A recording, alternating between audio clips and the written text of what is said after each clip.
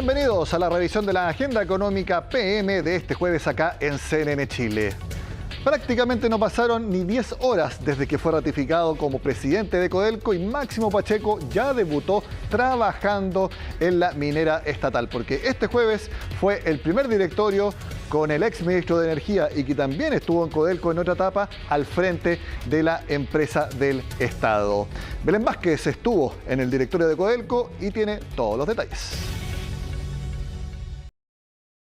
El nuevo presidente de Codelco, Máximo Pacheco, conversó en exclusiva con CNN Chile, habiéndose ya oficializado en el cargo. Máximo Pacheco, recordemos, fue ministro de Energía en el segundo gobierno de Michelle Bachelet, es ingeniero comercial y además tiene una amplia carrera en el empresariado. Llega al cargo, dijo, con orgullo, con esperanza y también con hacer varias cosas. Tiene varios desafíos y tiene ganas de hacer las cosas de manera distinta para que Codelco sea percibida de tal forma que no se mire solo como el sueldo de Chile, decía él, que sea mirado más allá de los ingresos. Escuchemos entonces cuáles van a ser las prioridades que tiene Máximo Pacheco habiendo asumido la presidencia de la cuprífera. Esta es una empresa muy compleja, muy grande, es una empresa que necesita y requiere del talento de mucha gente, trabajadores, supervisores, ejecutivos, directivos, dirigentes sindicales, y por lo tanto la primera misión de alguien que quiere liderar esta empresa es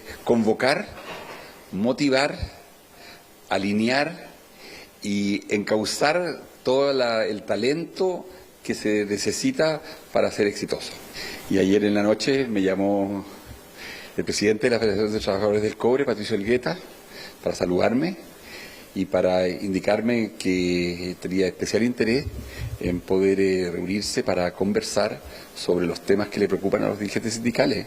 Otra tarea que va a tener que enfrentar Máximo Pacheco al asumir la presidencia de Codelco tiene que ver con dos factores. Por un lado, el royalty. En el proyecto en el Congreso, bien digo, ya hay un proyecto de royalty y además este impuesto está considerado dentro de los lineamientos de la reforma tributaria.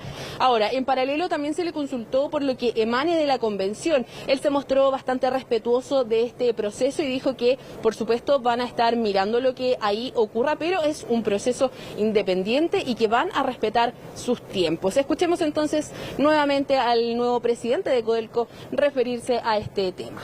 Y esta es una responsabilidad del gobierno, es una responsabilidad del ministro de Hacienda, es una responsabilidad del Congreso, definir en qué términos se va a dar ese royalty. Lo que parece claro es de que en todos los países del mundo que tienen recursos naturales y recursos mineros importantes, tienen royalty. Y lo que hoy día se está discutiendo en Chile es justamente la necesidad de tener un royalty. Mire, yo creo que el país está viviendo un momento constituyente muy importante y por lo tanto yo soy muy respetuoso de del trabajo que está haciendo la constituyente y espero y estoy confiado en que van a llegar con una propuesta que finalmente se va a llevar a plebiscito y que se va a aprobar. Están en pleno proceso, por lo tanto no me corresponde intervenir en eso. El presidente Boric se conoce con Máximo Pacheco de los tiempos cuando Boric era diputado. Dijo entonces en el lanzamiento de un libro de Máximo Pacheco, el presidente, que ellos se conocieron cuando él era diputado electo y durante su gestión fue uno de los ministros con los que más se reunió, pese a que no estaba en la Comisión de Energía. No fue el único nombramiento, recordemos que también este miércoles se conoció el nombramiento del nuevo director de trabajo, el superintendente de salud, pero este sin duda es uno de los más importantes y más llamativos, sobre todo pensando en los desafíos que, como yo ya les contaba, se le vienen a la cuprífera estatal. Veamos algunas de las reacciones ante la nominación de Máximo Pacheco al frente de Codelco. Por ejemplo, la ministra de Minería explicó las razones de por qué su nombre fue el elegido.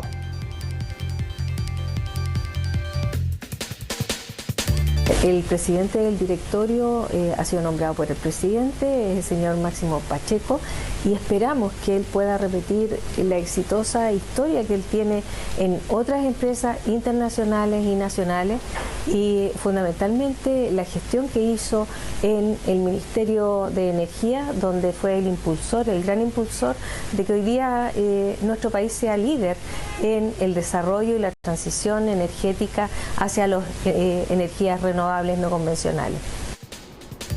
Ahora vemos algunas reacciones de gremios empresariales donde siempre han tenido buena relación con Máximo Pacheco.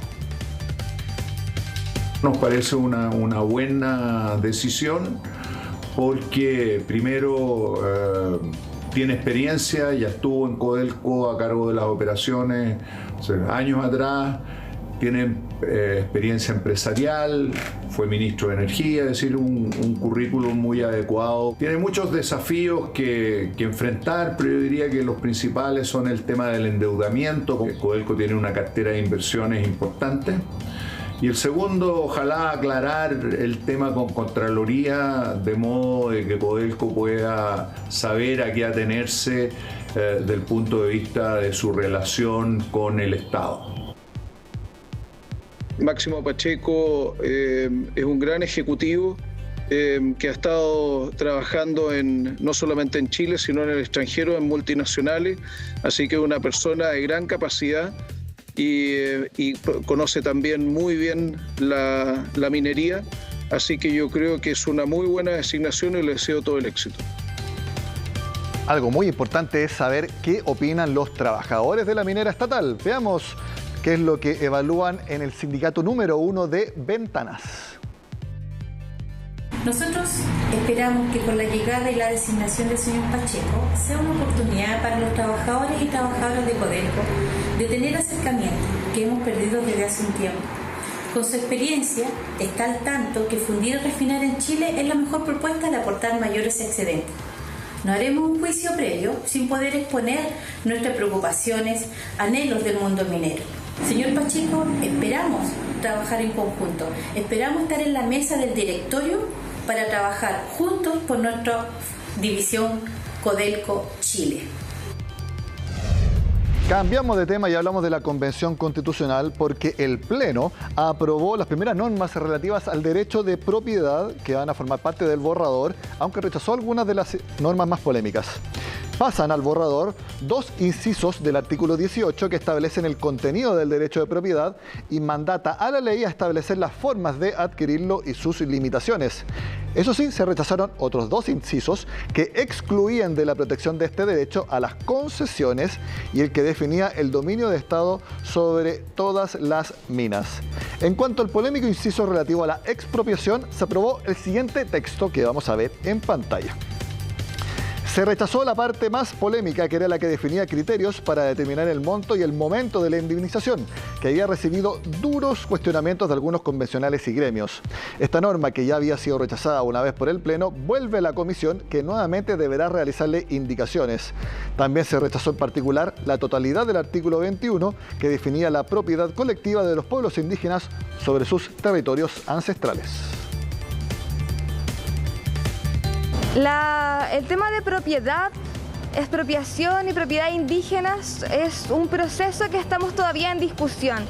Ayer se aprobaron efectivamente algunos incisos que pasaron al texto borrador, sin embargo aquello relacionado a la expropiación y aquello relacionado a la propiedad indígena se devuelven a la discusión en la Comisión de Derechos Fundamentales porque sabemos que es un tema delicado y sabemos que tenemos que afinar algunas cosas. Sin embargo, es algo que lo estamos tomando con mucha responsabilidad. Entonces también llamar a esa tranquilidad de las personas que estamos tomando este proceso con la altura de miras, ¿no? Con la responsabilidad que requiere el proceso, sobre todo el tema de expropiación.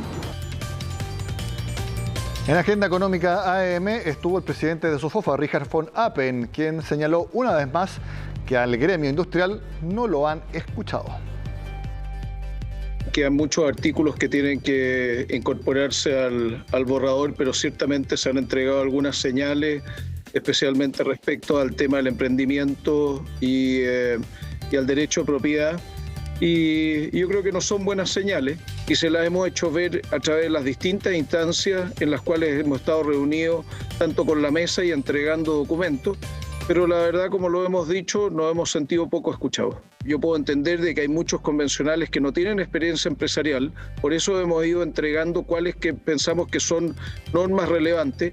Ahora, la convención tiene todo el derecho de redactar lo que le parezca, pero es importante que este texto finalmente cuente con un amplio respaldo y a mí me da la sensación de que eso hoy día no se está cumpliendo y esto no es bueno para Chile. Cambiamos de tema y tal como lo vimos en el IPOM del Banco Central, el país se está desacelerando y eso es lo que muestran las cifras de producción industrial para febrero y que publicó este jueves el INE. Caída de 3% el segundo mes del año. La minería bajó fuerte, 5,7 puntos. Las manufacturas, 2,2% y solamente dos índices tuvieron alzas. Electricidad, gas y agua, 4%, bastante fuerte. Pero miren el comercio. Un mes normal, 4,8% de alza, está bien. Pero ¿cómo era el comercio hace algunos meses? Alzas de 30, 40 y hasta 60%. Por eso decimos, desaceleración de la economía. Pasamos a revisar qué es lo que opinan en el mercado sobre cuánto será el IMASEC de febrero que mañana a las 8:30 de la mañana publica el Banco Central. Lo revisamos a continuación. En Copeuch proyectan un IMASEC de 8,5% anual, esto es para febrero. Señalan que va a empezar la muy elevada base de comparación respecto a 2021, junto a desafíos como la normalización, es decir, baja en la liquidez de los hogares y también incertidumbres en torno a la convención. Más análisis los vemos a continuación. Se despliega en pantalla el informe de Security. Ellos creen que el IMASEC crecerá 6% anual y esto es muy importante, caída de 1% desestacionalizada, es decir, respecto a enero. Ese es el indicador más importante y que muestra la desaceleración. Incluso ellos coinciden con el Banco Central en que el PIB de Chile cerrará el año en 1,5%. Recordemos que el Banco Central, el rango está entre 1 y 2, que es 1,5% promedio. Finalmente, en Banchile estiman que en febrero continuó la desaceleración. Por eso creen que mañana el Banco Central informará un IMASEC anual de 7,5%. Alto en comparación histórica, sí, pero bajando de a poco. Y ya es prácticamente un dato que más adelante en el año vamos a tener caída de la actividad y una posible recesión en 2023. Hacemos la pausa y al regreso en la agenda económica vemos la noticia internacional del día, que es la exigencia del presidente de Rusia de que si le quieren comprar gas a ese país, tengan que pagarlo en rublos, especialmente los que ellos consideran como países hostiles. Volvemos con más agenda económica.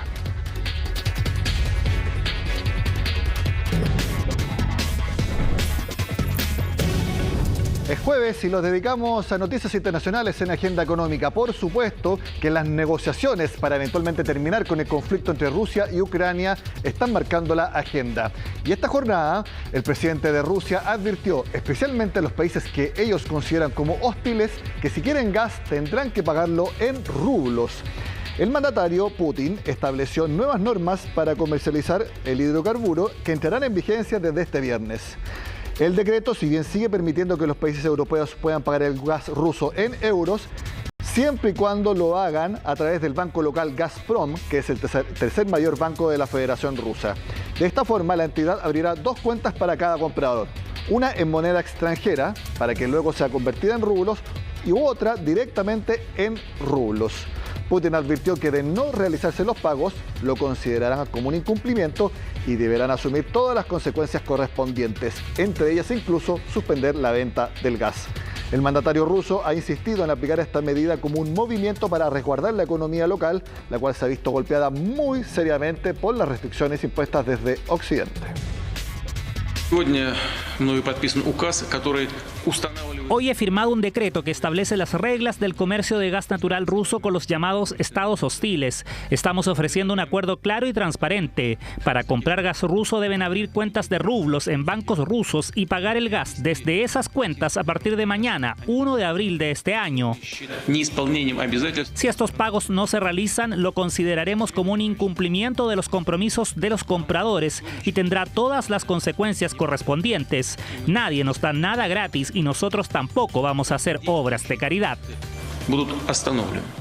Un país que, según Rusia, podría ser considerado como hostil es Alemania. Bueno, hubo respuesta por parte del canciller, quien aseguró que ellos van a seguir pagando, pero en euros.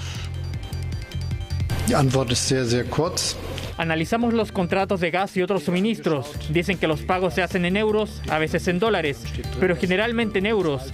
Y dejé claro en la conversación con el presidente ruso que esto seguirá siendo así.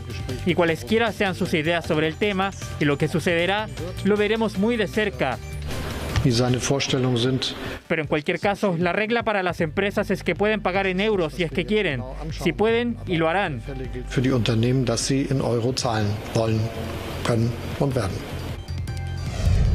Este conflicto, por supuesto, que es factor para la cotización del dólar en todo el mundo, precisamente sobre los últimos cambios que ha habido en la divisa. Es el contacto con Diego Mora de XTV Latam.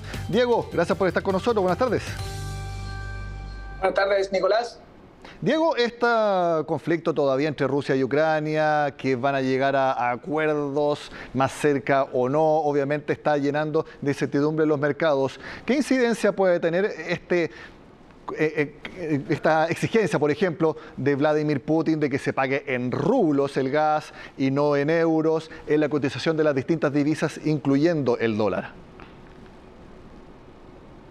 Bueno, el pago en rublos es uno de los factores más importantes a nivel económico para Putin. Recordemos que Rusia ha perdido competitividad durante las últimas décadas en todo su Producto Interno Bruto. Ya no es lo que era anteriormente, en especial en la época de la Unión Soviética. Por lo tanto, a día de hoy, a nivel económico, la principal fortaleza que tiene Rusia son, como decías tú, los hidrocarburos, la venta de gas natural. Por lo tanto, necesita que esta venta se realice en rublos para poder levantar la cotización de su tipo de cambio, de su moneda, de su divisa, el rublo, puesto que desde el inicio de la guerra con Ucrania ha retrocedido más de un 40%. Entonces, como es la principal arma que tiene Rusia a nivel económico, es fundamental para su economía que esta venta se realice en rublos. Ahora, esto por supuesto que es en contra de los intereses de Occidente o de los países miembros de la OTAN, puesto que a ellos les interesa que Rusia no adquiera mayor fortaleza económica para poder mantener el control de las negociaciones. Por lo tanto, es un tema que va mezclando lo económico con lo geopolítico, pero por supuesto que hay intereses por detrás por parte de Rusia. Diego, la ley de oferta y demanda dice que si hay más de un producto en el mercado, su precio baja. ¿Cómo podemos entender de que si Putin exige que se paguen rublos, uno entiende que van a entrar más rublos al mercado y por lo tanto, teóricamente uno podría pensar que bajaría su precio? Aquí, ¿cuál es la lógica para pensar que va a ocurrir al revés? Que lo que busca Putin, exigiendo que se paguen rublos, es fortalecer esa moneda. No, lo que está tratando de hacer Putin es levantar la demanda de rublos. Perfectamente los países de Europa podrían comprarlo en euros y que dentro de Rusia se haga la conversión para transformarlo a moneda local, pero lo que quiere realizar Putin es que antes de comprar euros, el gas natural o el petróleo, dentro del mercado europeo se cambia a rublos, aumente la demanda por rublos y con esa moneda se envíe directamente a la economía de Rusia. Pero la cotización del rublo no se realiza solamente en Rusia, sino que se realiza a nivel internacional. Por lo tanto, en la medida de que haya una mayor demanda de rublos para poder pagar el gas natural, esta demanda al alza, por decirlo de alguna manera, levantaría su cotización. Es básicamente por un aumento de la demanda. Perfecto, está entonces diciendo, porque también políticamente es decir, páguenme rublos, él quiere fortalecer su moneda, pero tal como tú dices, para pagar en rublos hay que comprar rublos para poder usarlos. Y vender euros, claro, efectivamente. En la medida que la economía europea vaya vendiendo euros para comprar rublos, esto va generando movimientos en la oferta y la demanda. Y ojo que a la hora de hablar de conflictos geopolíticos, conflictos bélicos, la cotización de todos los activos, ya sea de renta variable, de acciones o de divisas, tiene mucho de especulación. O sea, más allá de cuánto flujo en la oferta o cuánto flujo en la demanda, tiene mucho de especulación. Por lo tanto, el solo hecho de que se obligue la compra de rublos podría levantar su cotización independiente de, como decías tú, ingrese una mayor cantidad de rublos a la economía rusa, que obviamente, como te comentaba anteriormente, no solo depende de cuánto rublo se maneja en Rusia, sino que de cuánto rublo es demandado a nivel global. Muy buena explicación de Diego. Ahora te quiero pedir también una explicación para entender el movimiento del tipo de cambio en nuestro país, porque cuando el Banco Central subió la tasa de interés, pero menos de lo que se esperaba, se tomó como una debilidad del peso chileno y por lo tanto el dólar subió. Sin embargo, hoy día tuvo una caída de 4 pesos. ¿Cómo podemos explicar esta nueva volatilidad del tipo de cambio local? Bueno, la verdad es que llevando tanto tiempo en los mercados financieros, lo que ocurra en 1 o 2 días para mí no vale mucho, porque puede ser completamente fluctuante según los vaivenes del mercado, las irregularidades. Por lo tanto, si sube 4 pesos o baja 4 pesos dentro de 1 o 2 días, para mí no es tan relevante a la hora de analizar el contexto global. el contexto global, para poder analizarlo bien, hay que analizar qué está pasando con las tasas de interés en Estados Unidos, cuáles son las proyecciones de lo que pudiese ocurrir durante todo el año 2022 y exactamente hacer el mismo análisis acá en Chile. Efectivamente, se subió la tasa de interés en 150 puntos base, ya estamos en 7% de tasa de interés. Chile está siendo mucho más agresivo que Estados Unidos para subir la tasa, por lo tanto esto debería llevar inminentemente a una apreciación del peso chileno y una reducción de la cotización del dólar. Ahora, en este tema de los mercados también importa mucho cuánto ha descontado el mercado de la información. En Estados Unidos se pretende subir la tasa por lo menos 6 veces 50 puntos base y ante ese tipo de escenario es que el mercado se está preparando. Ahora, sumando para la raya, como se dice, lo más probable es que el peso chileno adquiera un poco más de fuerza por la agresividad que está teniendo el Banco Central y la que aún le queda por realizar durante todo el año 2022. Respecto a eso mismo, Diego, con la información que hay, hasta antes del martes, la información era que el Banco Central iba a seguir subiendo fuertemente la tasa de interés. Lo hizo el martes, pero luego el mismo comunicado del Banco Central dijo que ya no van a subir tanto más la tasa de interés. Entonces, la nueva información es que va a dejar de ser agresiva esa alza de tasas. En cambio, la Fed, la misma información que hay hasta ahora, es que va a seguir siendo igual de agresiva. Entonces, solo con la nueva información uno podría esperar que se aprecie menos el peso chileno de lo que se esperaba antes. Sí, efectivamente, pero la tasa de interés es solo uno de los puntos a evaluar a la hora de realizar la cotización de una divisa. O sea, acá tenemos que considerar también lo que está ocurriendo a nivel político en Chile, lo que está ocurriendo a nivel económico, si está creciendo o no la economía en cada uno de los países y qué niveles de inflación está teniendo cada uno de los países. Hay que meter todo esto a la batidora y poder hacer alguna proyección. Ahora, tal como dices tú, quizás podríamos estar tocando un techo en la agresividad en el alza de las tasas en Chile y a Estados Unidos le podría quedar aún más por subir. O sea, la expectativa es que Estados Unidos termine el año 2022 con una tasa de interés en torno al 3% y si efectivamente se vuelve más agresivo podríamos ver algún tipo de repunte en el dólar bastante fuerte, aunque el dólar también tiene un aspecto muy importante a la hora del refugio. Por lo tanto, la cotización del dólar también depende mucho de qué ocurra finalmente con el desenlace de la guerra entre Rusia y Ucrania, que pareciera que un día hay un potencial acuerdo de paz. El día de hoy Zelensky desmintió todo, básicamente dice que ya no cree en ningún líder europeo y que la guerra y las tensiones se mantienen. Por lo tanto, mientras la incertidumbre se mantenga, el dólar sigue teniendo un factor crucial para poder refugiarse. Difícil entonces la proyección de hacia dónde debería estar la tendencia del dólar. Es un trabajo que van a seguir haciendo ustedes en XTV. Diego Mora, gracias por estar con nosotros, que esté muy bien. Gracias, Nicolás, que esté muy bien. De esta manera terminamos la agenda económica de este jueves. Les hago la invitación para que vean la agenda del viernes, porque conoceremos el IMASEC de febrero. Sigan con nosotros acá en CNN Chile.